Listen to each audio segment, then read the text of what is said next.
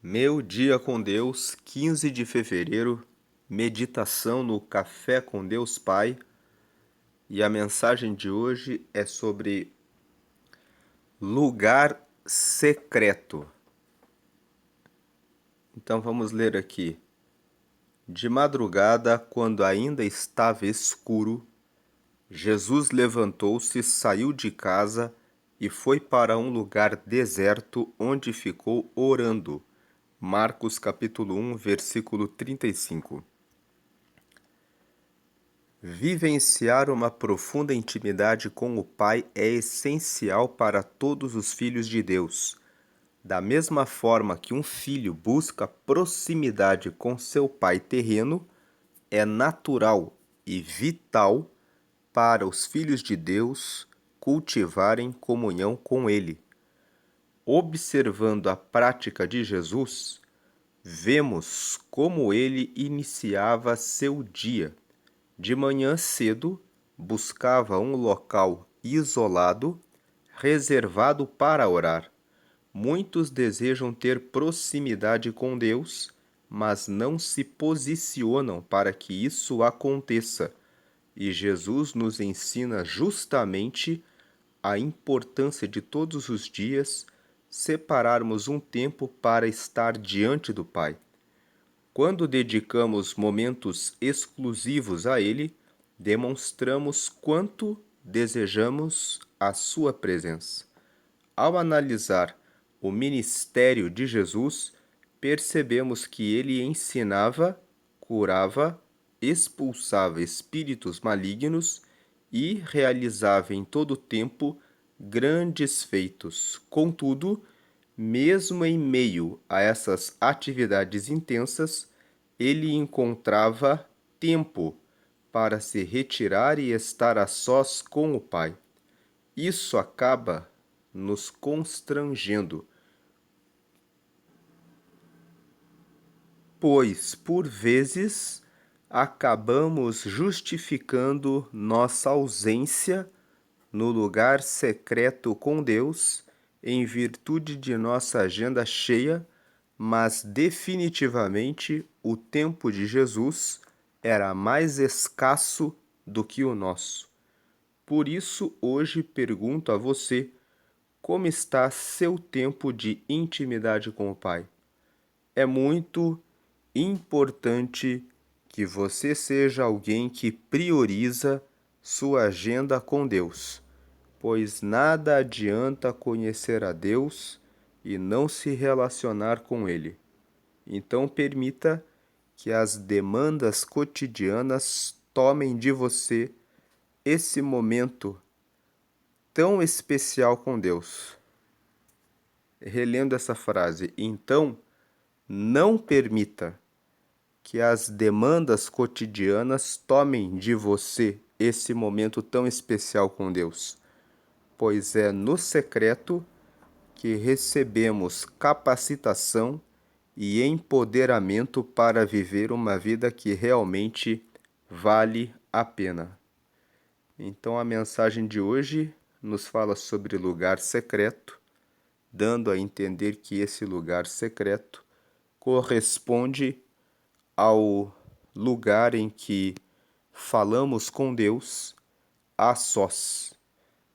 O pastor Júnior Rostirola colocou aqui o texto de Marcos, capítulo 1, versículo 35, que nos fala, lendo novamente aqui na tela, que de madrugada, quando ainda estava escuro, Jesus levantou-se, saiu de casa e foi para um lugar deserto, onde ficou orando. Mas nós podemos lembrar de Mateus, capítulo 6, versículo 6, que nos diz que e tu, quando orares, entra no teu aposento e fecha a porta e ora ao teu Pai que está em secreto, que te ouvirá em secreto e que te responderá. Podemos lembrar ainda de Jeremias, capítulo 33, versículo 3, que nos diz: clama a mim, e eu te responderei e te anunciarei coisas grandes e firmes que tu não conheces. Então, o convite de Jeremias capítulo 33, versículo 3 é que você clame a Deus, porque Ele te ouvirá e te responderá coisas extraordinárias que você ainda não conhece. Aqui, na lateral do Café com Deus Pai de hoje, nós temos essa frase: o secreto com Deus nos faz sentir o que fora dele jamais sentiríamos. Vou ler novamente: o secreto com Deus nos faz sentir o que fora dele jamais sentiríamos. A leitura bíblica de hoje é Salmos 14 e a palavra-chave é oração. Então, o lugar secreto com o nosso Deus é o lugar da oração. Quando nós estamos em oração, estamos falando com Deus Pai a sós, revelando para Ele, por meio das nossas palavras, que não necessariamente são feitas por palavras. Você pode orar a Ele apenas com a sua mente, porque Ele tem como atributo a onisciência. Deus tem vários atributos: a bondade, a misericórdia, a fidelidade, a onipotência, que significa que Ele tem todo o poder, a onipresença, que significa que Ele está presente em todos os lugares ao mesmo tempo. E se você não conhece alguma palavra que fala sobre a onipotência de Deus, leia depois o Salmo 139. No Salmo 139, o salmista escreveu: se eu subir até o céu, ali tu estás. Se eu descer as mais profundas águas do mar, ali também o Senhor está. Se eu for até a escuridão, no meio das trevas, também ali tu estás.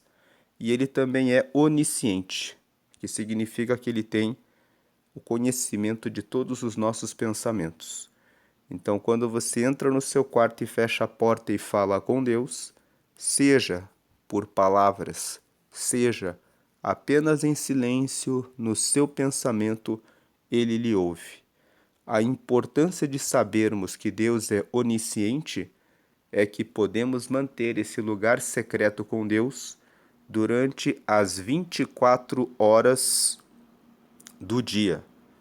Paulo escreveu na primeira carta aos Tessalonicenses, no capítulo 5, no versículo 17, apenas essas 3 frases: orai sem cessar.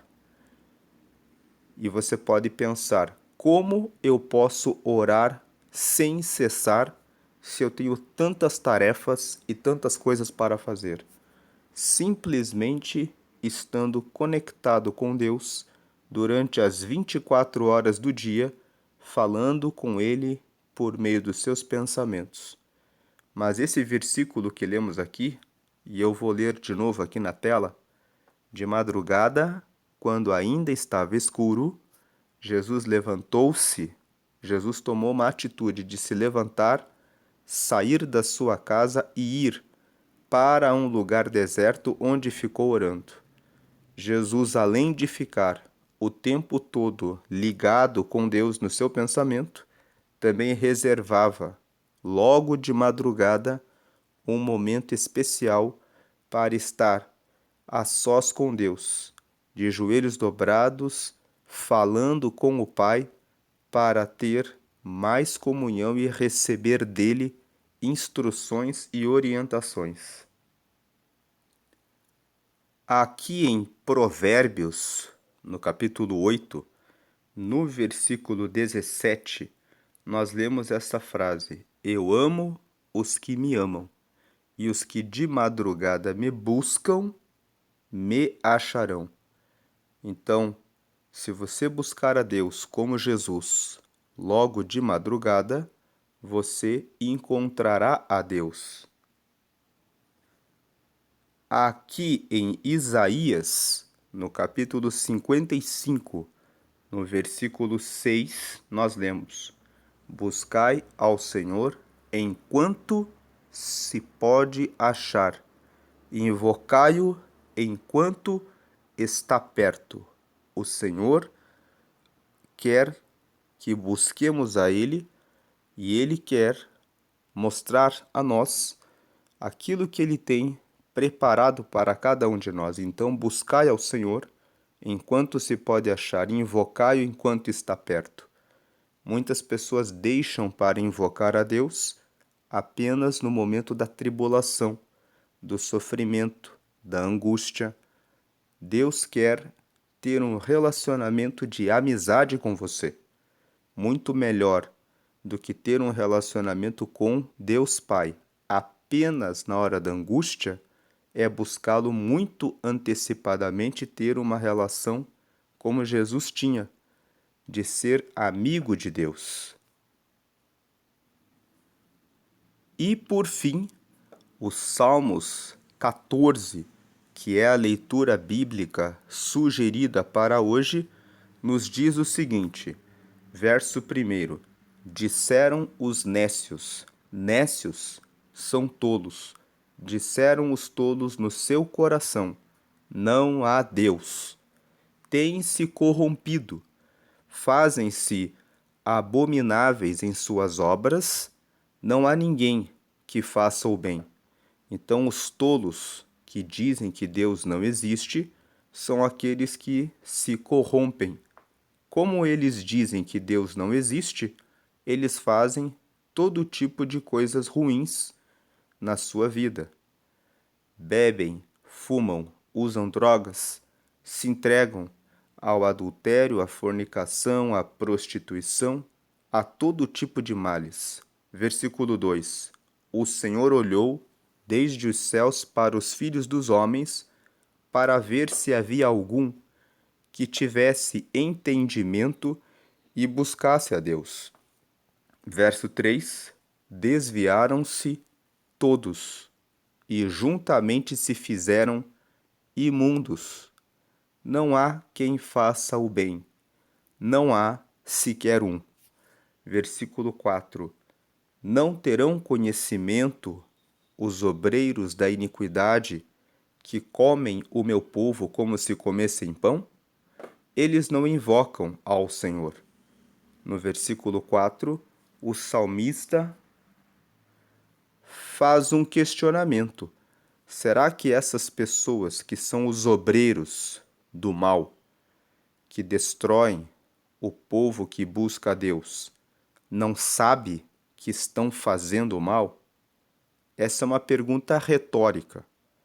Uma pergunta retórica é quando eu faço uma pergunta que para a pessoa refletir, mas eu já tenho a resposta. Então o salmista, no versículo 4 aqui, quando ele diz: Não terão conhecimento os obreiros da iniquidade, que comem o meu povo como se comessem pão, é claro que eles sabem o que estão fazendo. Eles não invocam ao Senhor. Eles simplesmente são aquelas pessoas que não invocam a Deus. Então elas perseguem aqueles que buscam a Deus. Versículo 5: Ali se acharam em grande pavor, porque Deus está na geração dos justos.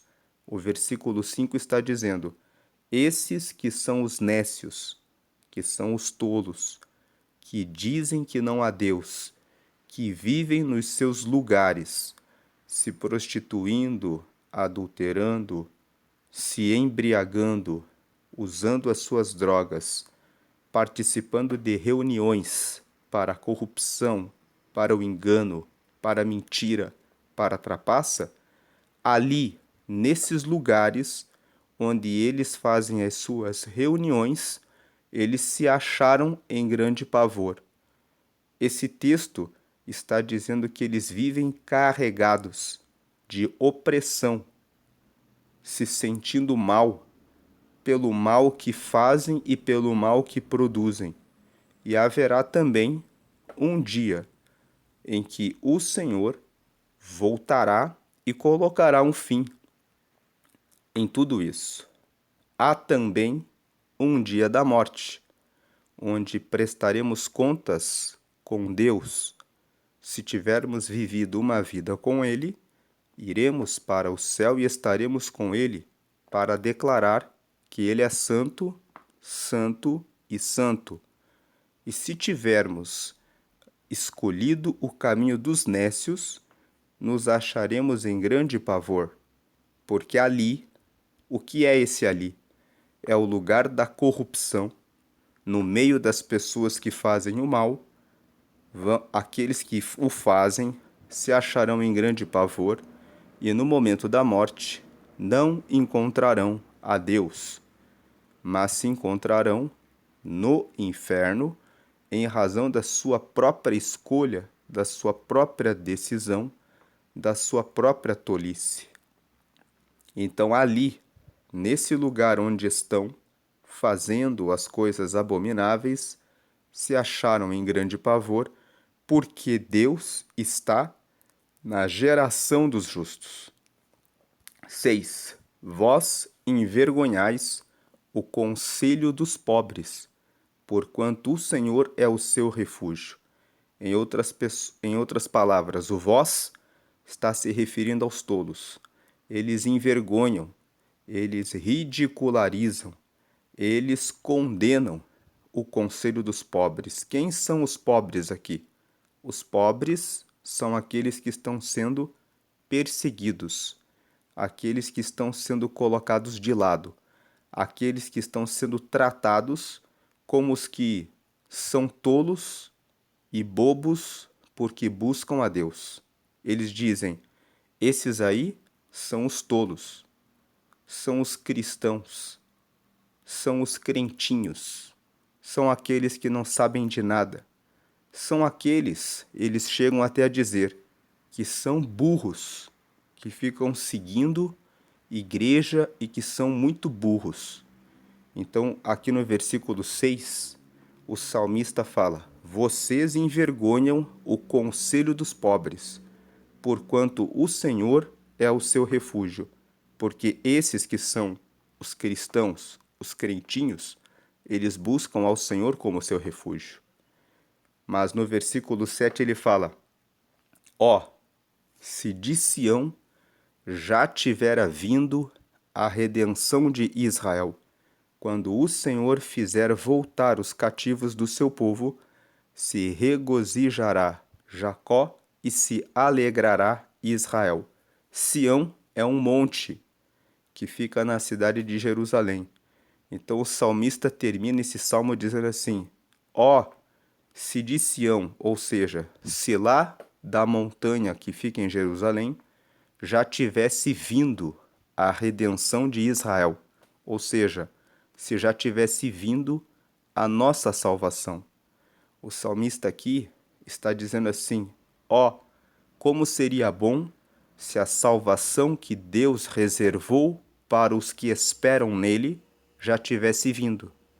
Quando o Senhor fizer voltar os cativos do seu povo, se regozijará Jacó. Jacó é o nome do pai de Israel.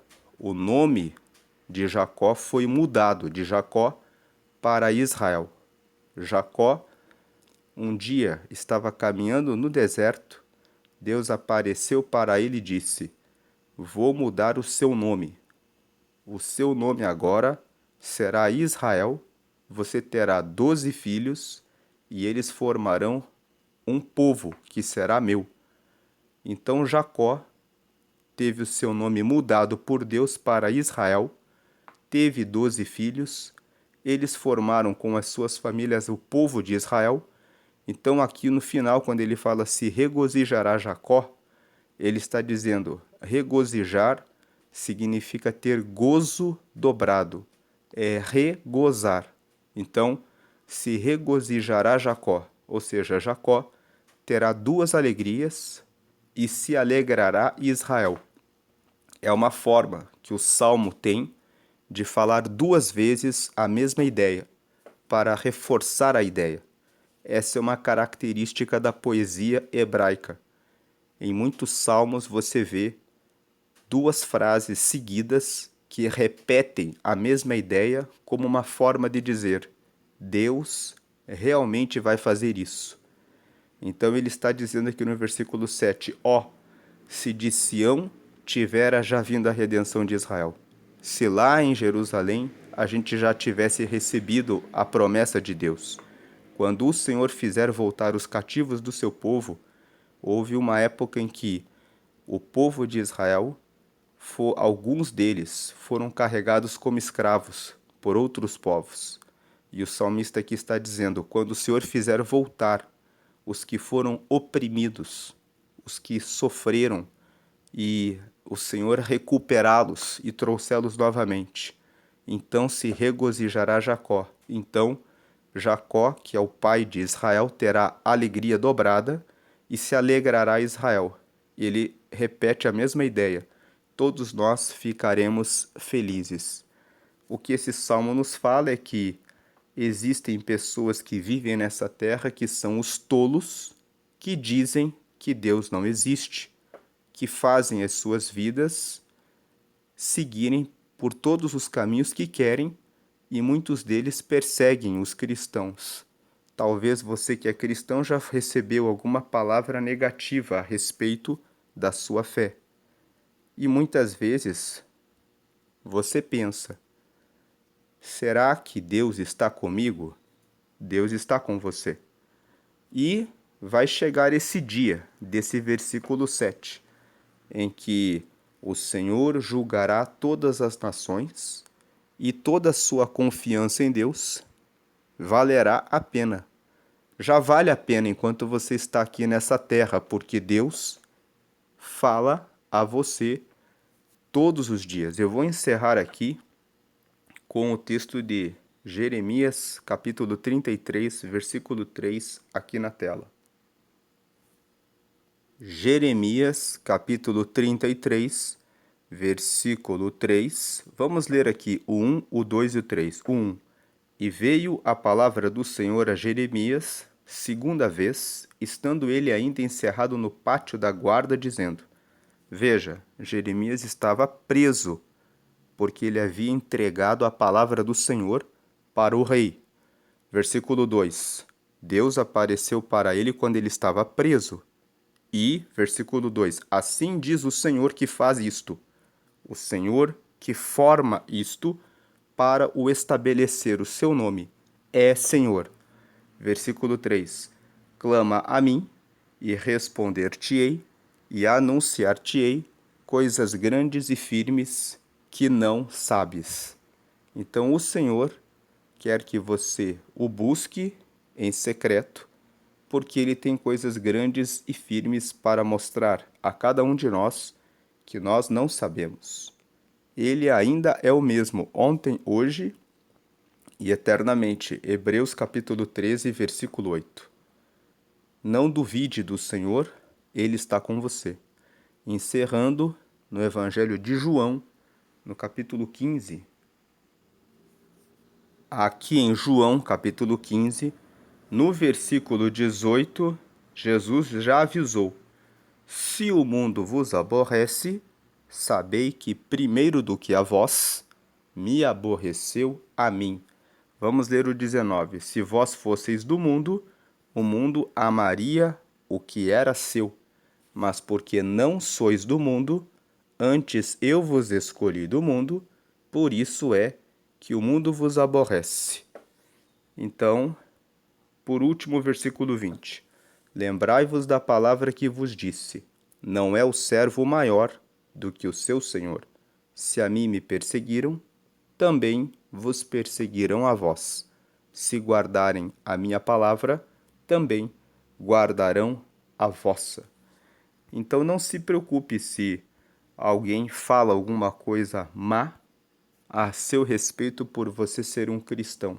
Mantenha o seu lugar secreto com Deus, mantenha o seu relacionamento de intimidade com Deus, porque o Senhor tem coisas extraordinárias e firmes para mostrar a você, e certamente no final da sua vida você entrará na glória e poderá estar entre os santos, dizendo Santo, Santo e Santo. Em Apocalipse 21, versículo 4, está escrito que lá Deus enxugará de seus olhos toda lágrima e não haverá mais nenhum pranto e nenhuma dor. Então continue confiando em Deus e ore sem cessar, como Paulo ensinou em 1 Tessalonicenses 5,17.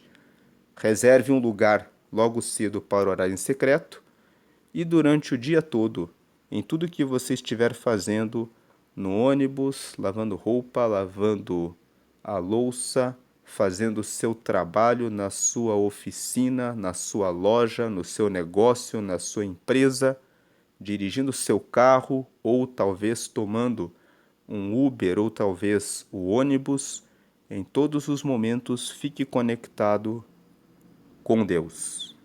Deus abençoe a sua vida, hoje e sempre, até a eternidade. Maranata, que significa que venha em breve o Senhor, como o salmista disse no Salmo 14, no último versículo. Que venha a salvação de Deus para o seu povo. Amém.